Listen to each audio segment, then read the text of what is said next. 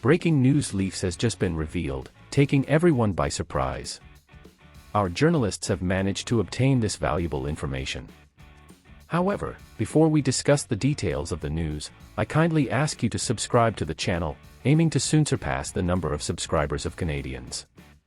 With everyone's cooperation, we aim to become the leading news channel. The Toronto Maple Leafs training camp has turned out to be more thrilling than initially anticipated. The Toronto Maple Leafs are a top-tier team and are considered favorites to win this year's Stanley Cup.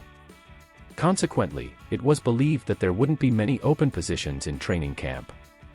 While that might still be the case, the Leafs would be wise to reconsider. Moment of interruption in the news report to present a notice of importance. We would like to point out that if you wish to continue to be recommended by YouTube to receive the latest news, it is essential that you leave your mark of support by clicking the like button on this video. We express our gratitude in advance. We now return you to the news sequence. Failing to take advantage of the buzz and excitement generated by their prospects would be a significant oversight.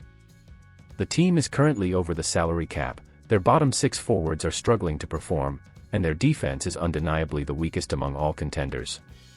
However, they suddenly have an abundance of promising prospects, and they should consider adjusting their roster construction accordingly.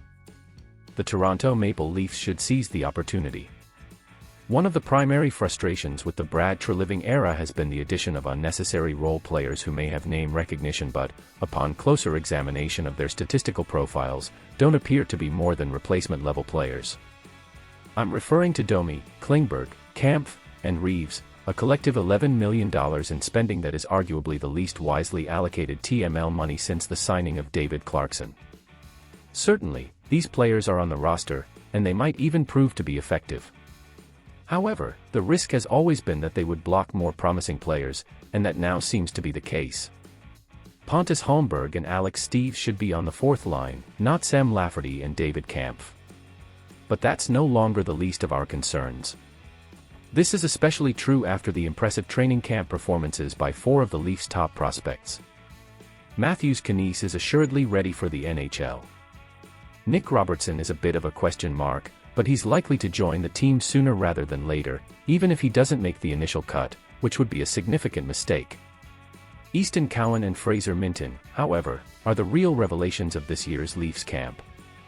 Both of them could contribute in the NHL right now, although they likely won't, but maybe they should. Entry-level contracts are the key to success.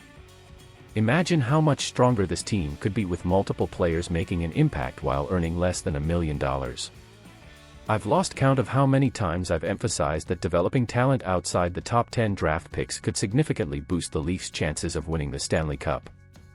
The time is now, and they can't afford to ignore it.